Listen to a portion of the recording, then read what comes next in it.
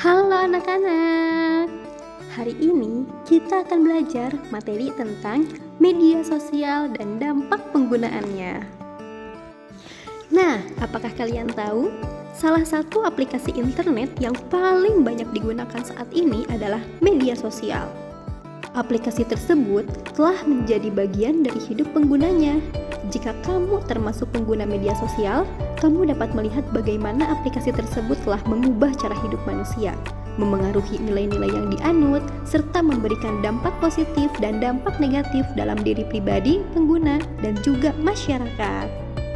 Sebagai manusia yang hidup di zaman media sosial, kita tidak dapat mengingkari bahwa aplikasi tersebut telah memberikan manfaat bagi penggunanya.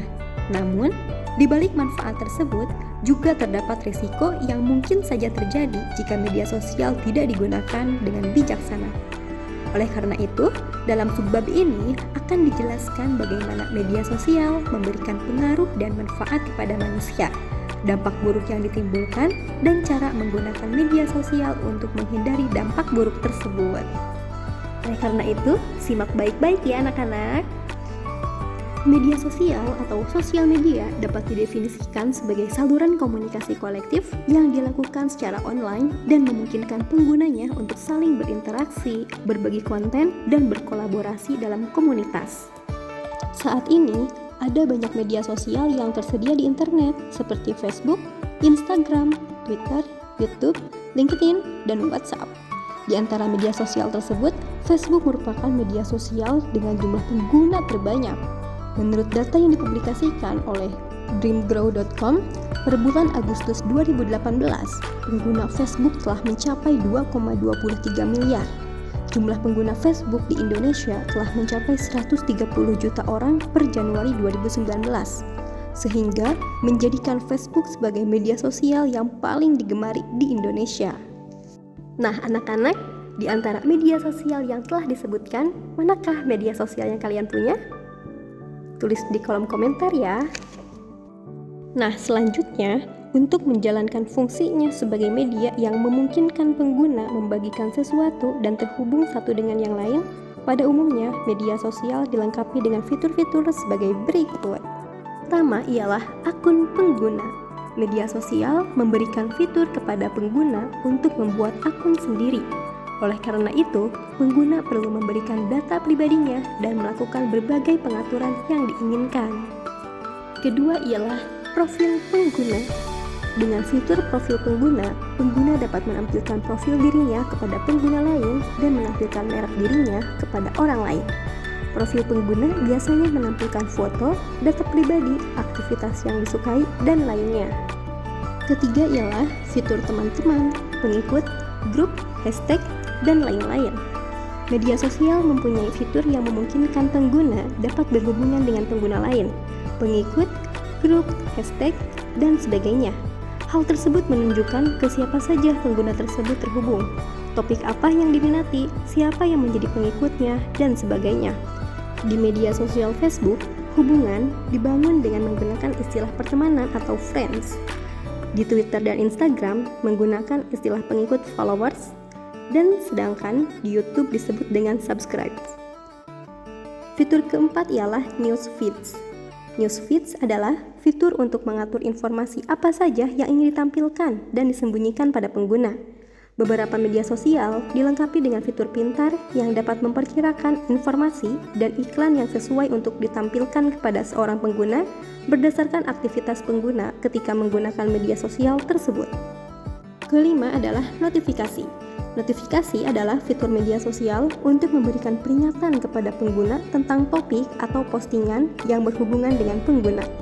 Pengguna dapat mengatur untuk menerima atau tidak menerima notifikasi dari suatu topik atau postingan.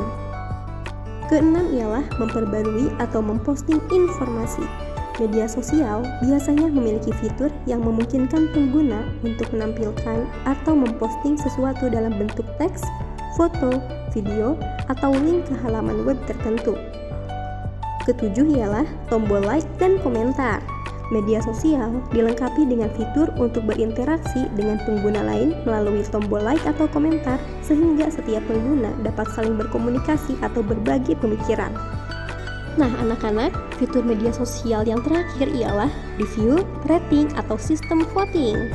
Beberapa media sosial mempunyai fitur untuk melakukan penilaian atau pemberian rating terhadap informasi atau layanan.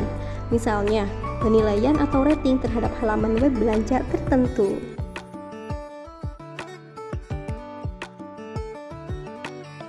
Nah, anak-anak, selanjutnya kamu akan belajar bahwa media sosial memberikan banyak manfaat bagi pengguna, tetapi juga terdapat bahaya yang mungkin timbul serta berbagai tindakan yang harus kamu hindari dan waspadai.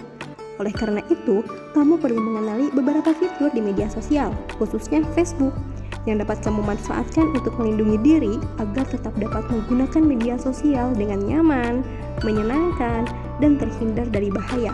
Beberapa fitur tersebut adalah sebagai berikut. Pertama, kamu dapat mengatur profil dan privasi. Kamu dapat mengatur profil di Facebook agar menampilkan data tertentu saja dan kepada siapa saja data tersebut ditampilkan. Sebaiknya, kamu menghindari menampilkan data penting kamu seperti alamat email, nomor telepon, sekolah, dan alamat di media sosial. Selain itu, kamu juga harus mengatur siapa saja yang dapat melihat profil dan apa yang kamu posting. Hindari memberikan akses kepada siapa saja untuk data profil dan apa yang kamu posting. Kedua, unfollow. Fitur ini dapat kamu manfaatkan jika kamu ingin menghindari postingan dari salah satu teman Facebook. Hal ini mungkin perlu dilakukan jika teman Facebook kamu sering memposting hal-hal yang kamu tidak suka, seperti postingan politik atau sara, selalu mengeluh, menggunakan bahasa kasar, dan berbagai postingan mengganggu lainnya. Unfollow merupakan cara memutuskan hubungan yang paling halus. Dalam pertemanan Facebook, kamu tetap berteman tetapi memilih untuk tidak saling bertemu dan menyapa di media sosial. Tiga ialah unfriend. Fitur ini digunakan untuk memutuskan hubungan dengan teman Facebook kamu. Tindakan ini akan menghapus hubungan pertemanan kamu dengan orang yang kamu unfriend. Keempat yaitu block. Memblok teman Facebook atau pengguna lain dapat dilakukan jika kamu tidak ingin orang tersebut dapat melihat profil dan postingan kamu. Demikian juga sebaliknya. Memblok seseorang dapat dilakukan dengan cara menampilkan halaman profil orang tersebut dan kemudian mencari perintah blok. Kelima, mematikan notifikasi. Jika kamu memberi komentar dalam suatu postingan, Facebook akan memberikan notifikasi kepada kamu jika ada yang membalas komentar kamu. Kadang, hal tersebut mengganggu, terutama jika berbalas komentar menjadi panjang. Kamu dapat mengklik kanan di postingan tersebut, kemudian mematikan notifikasi untuk berhenti mendapatkan notifikasi dari postingan tersebut. Keenam, menghentikan komentar. Jika kamu membuat postingan di beranda grup, seringkali topik tersebut dapat dikomentari panjang lebar dan tidak berhenti oleh pengguna lain. Untuk menghentikan komentar dari pengguna lain, kamu dapat mematikan fitur komentar di postingan tersebut dengan cara mengklik kanan di postingan, kemudian menjalankan perintah matikan komentar. Dan ketujuh ialah mengatur postingan dan komentar. Facebook menyediakan fitur untuk menyembunyikan, mengedit, dan menghapus postingan atau komentar yang sudah kamu posting. Perintah ini dapat kamu tampilkan dan jalankan dengan cara mengklik kanan di postingan atau komentar tersebut. Berikut ialah manfaat penggunaan media sosial. Yang pertama, media sosial membuat pengguna dapat terhubung dengan pengguna lain, baik yang telah dikenal sebelumnya di dunia nyata maupun dengan orang-orang yang baru. Kedua, media sosial membuat pengguna dapat menemukan kembali teman-teman lama yang pernah satu sekolah, tetangga lama, teman satu komunitas, dan sebagainya melalui jaringan pertemanan yang ada di media sosial. Manfaat ketiga, pengguna dapat tetap berkomunikasi dengan orang-orang lain meskipun berada pada lokasi yang berbeda. Manfaat keempat, media sosial memberikan akses kepada pengguna akan berbagai budaya, pendapat, serta nilai-nilai dari orang-orang yang berasal dari budaya dan negara yang berbeda. Manfaat selanjutnya, media sosial menyediakan banyak informasi yang berasal dari para penggunanya, yang mungkin dapat menjadi pengetahuan baru bagi para penggunanya yang lain. Nah, anak-anak, berikut ialah tindakan berbahaya dalam media sosial. Yang pertama, ada spam. Keberadaan media sosial membuat para penyebar spam atau spammer dapat dengan mudah menyebarkan konten spam, baik spammer yang berupa manusia nyata maupun bot. Para penyebar spam menyebarkan spam dalam bentuk komentar-komentar yang dikemas dalam iklan atau pesan-pesan lainnya. Kedua ialah cyberbullying atau cyberstalking. Media sosial dapat menjadi alat untuk melakukan bullying yang dilakukan kepada anak-anak dan remaja. Interaksi di media sosial meningkatkan terjadinya hal tersebut. Selain itu, media sosial membuat anak-anak dan remaja lebih mudah menjadi korban kejahatan yang dimulai dari interaksi di media sosial. Oleh karena itu, sebagai remaja, kamu harus berhati-hati berinteraksi dengan orang yang dikenal di media sosial. Sudah banyak kasus yang melibatkan remaja sebagai korban dari kekerasan, penculikan, kejahatan seksual, dan lain-lain yang dilakukan oleh seseorang yang mereka kenal melalui media sosial. Tindakan ketiga ialah memanipulasi jati diri. Media sosial telah menjadi tempat bagi sebagian orang untuk memamerkan kehidupan yang bahagia dan serba kecukupan. Hal tersebut dilakukan untuk mendapatkan kekaguman dan pujian dari pengguna lain.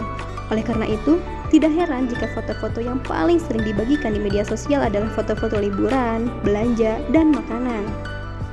Oleh karena itu, sebagai pengguna media sosial, kamu harus berhati-hati agar tidak terobsesi untuk memanipulasi diri agar terlihat hebat di media sosial. Selain itu, kamu juga tidak perlu terlalu iri melihat apa yang ditunjukkan oleh orang lain di media sosial karena belum tentu semua itu benar. Keempat ialah informasi yang berlebihan. Ketika menggunakan media sosial seperti Facebook, Instagram, dan Twitter, kita akan terkoneksi dengan ratusan dan bahkan ribuan orang di dunia maya. Hubungan tersebut membuat kita setiap harinya akan menerima informasi dari berbagai orang dengan postingan yang berbagai macam. Hal ini menyebabkan ada banyak informasi yang masuk dan memengaruhi pikiran kita.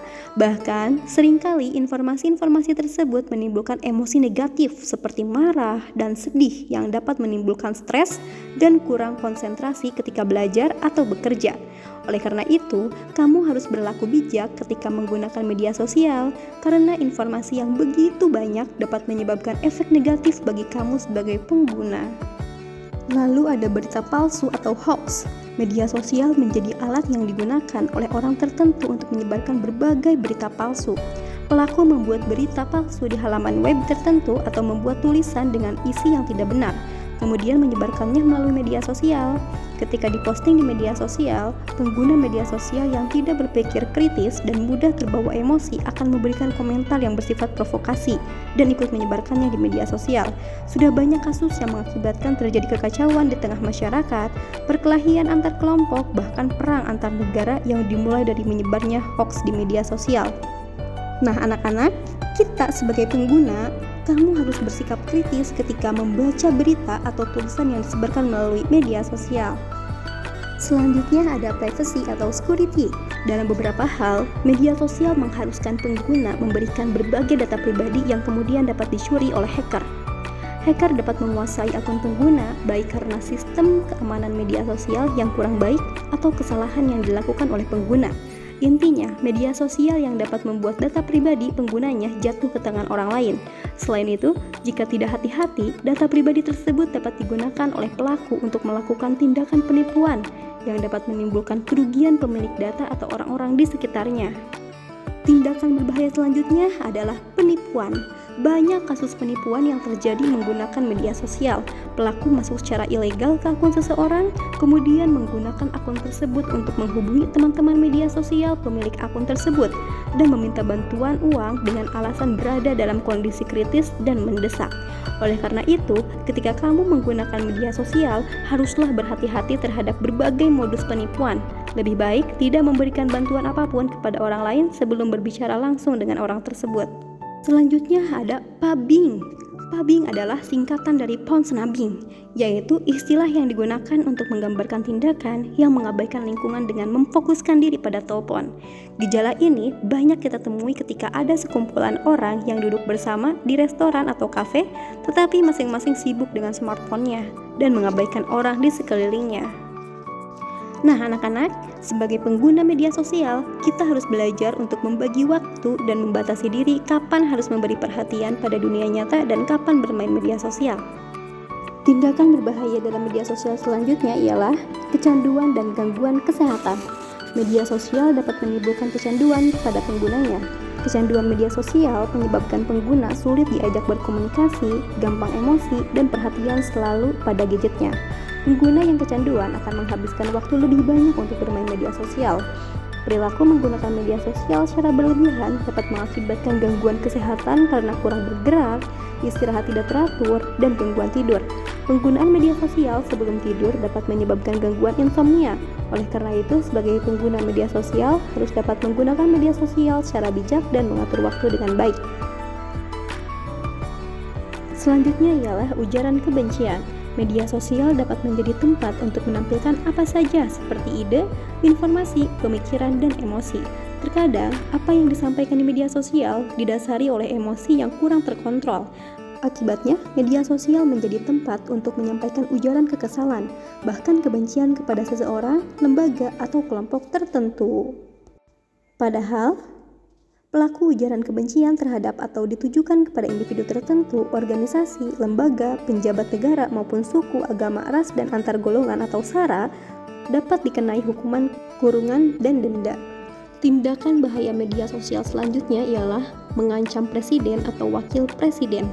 Di era demokrasi saat ini, setiap warga negara diberi kebebasan untuk menyampaikan pendapat atau mengkritik pemerintah.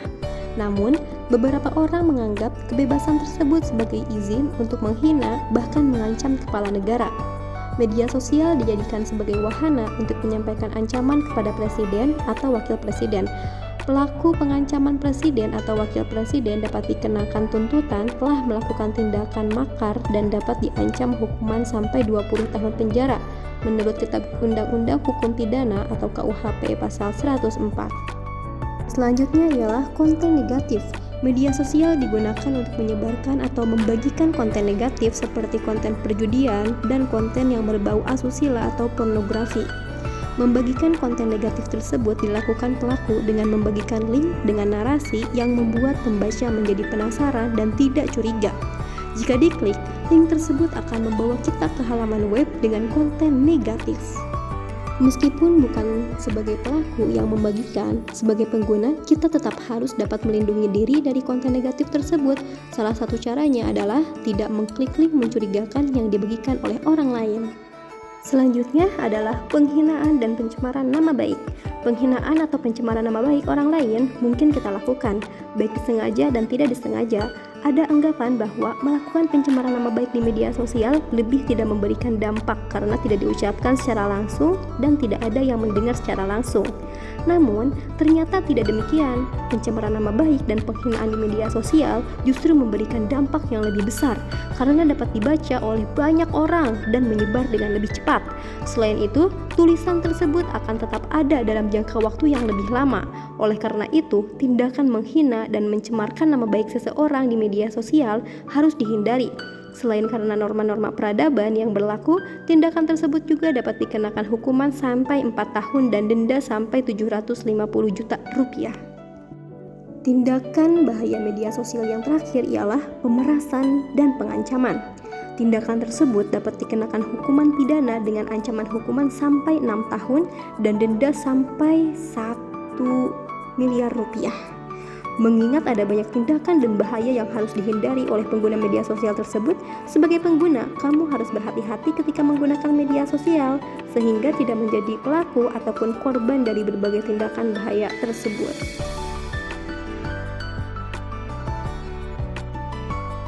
Nah anak-anak, materi terakhir ialah etika penggunaan media sosial.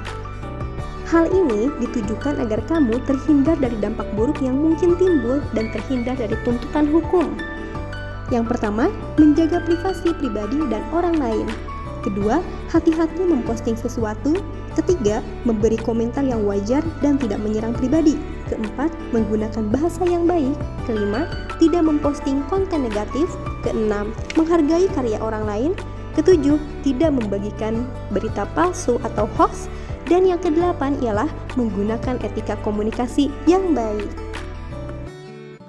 Nah anak-anak, materi tentang media sosial dan dampak penggunaannya telah selesai. Semoga bermanfaat. Thank you. Don't forget to subscribe.